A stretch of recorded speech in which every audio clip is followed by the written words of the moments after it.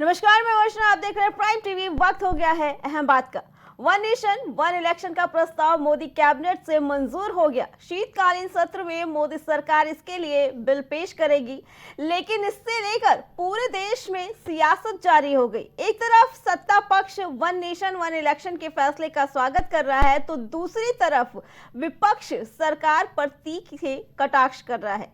लेकिन क्या one nation one election करा पाना इतना आसान समझते हैं? देखिए हमारी रिपोर्ट। सालों से बीजेपी के घोषणा पत्र में शुमार रहने वाले वादे को आखिरकार मोदी कैबिनेट ने हरी झंडी दिखा दी है। वो वादे जो मील का पत्थर लगते थे, उस मील के पत्थर पर आखिरकार मुहर लग चुकी है।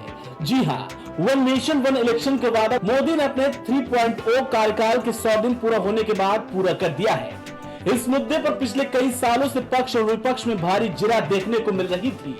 विपक्ष अभी भी इसे सरकार का गलत कदम बता रही है।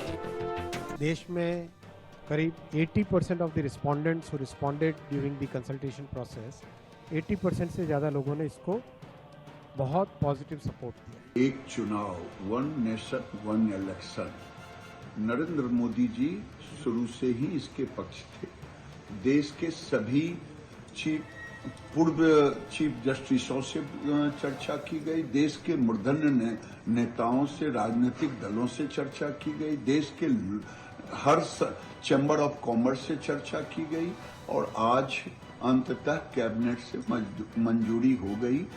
खड़गे की भाषा केवल विध्वंसक भाषा होती है, निगेटिव होती है। ये देखिए, ये प्रैक्टिकल नहीं है और ये चलने वाला नहीं है। ये सिर्फ चुनाव जब आते कोई ना कोई कुछ मुद्दा नहीं मिल रहा उनको, ऐसी चीजें बात करने के लिए, इश्यू को डाइवर्ट करने के लिए वो बात करते हैं और इसीलिए और पूरे देश के लोग कोई मानने वाले भी नहीं हैं। हम लोग भी ये चाहते हैं कि वन नेशन वन इलेक्शन हो, लेकिन भारतीय जनता पार्टी केवल पास कर रही है। 10 सालों से वन नेशन वन इलेक्शन क्यों नहीं हो पाया? इसके लिए भारतीय जनता पार्टी पूर्ण रूप से दोषी और जिम्मेदार है।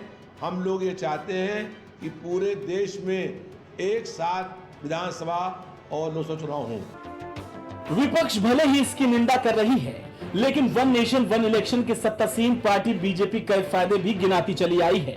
देश में लोकसभा के साथ साथ राज्यों की विधानसभा के चुनाव कैसे कराए जा सकते हैं, इसे लेकर पिछले साल सितंबर में पूर्व राष्ट्रपति रामनाथ कोविंद की अगुवाई में एक कमेटी बनाई गई थी। इस कमेटी ने इसी साल 14 मार्च को राष्ट्रपति द्रौपदी मुर्मू को रिपोर्ट सौंपी थी।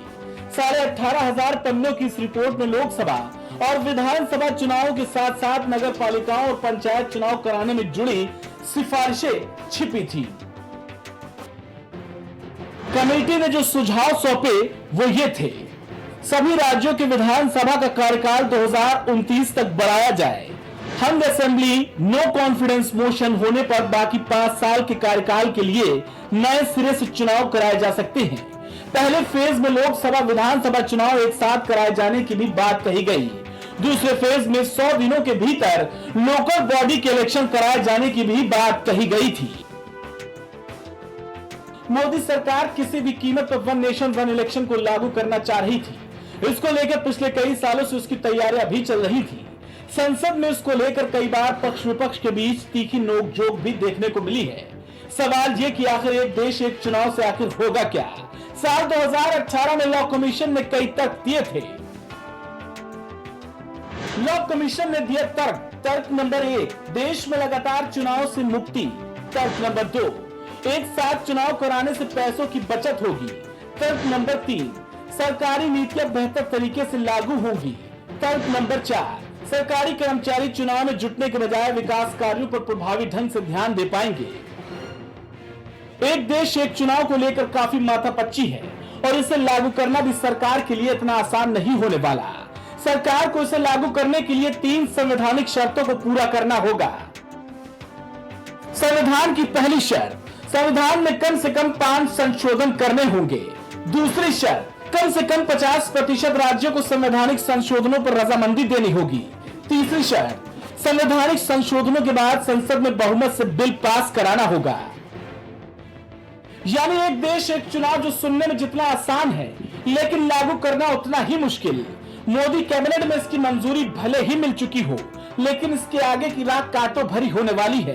देखना यह होगा कि मोदी ब्रिगेड इसे कैसे लागू करा पाती है।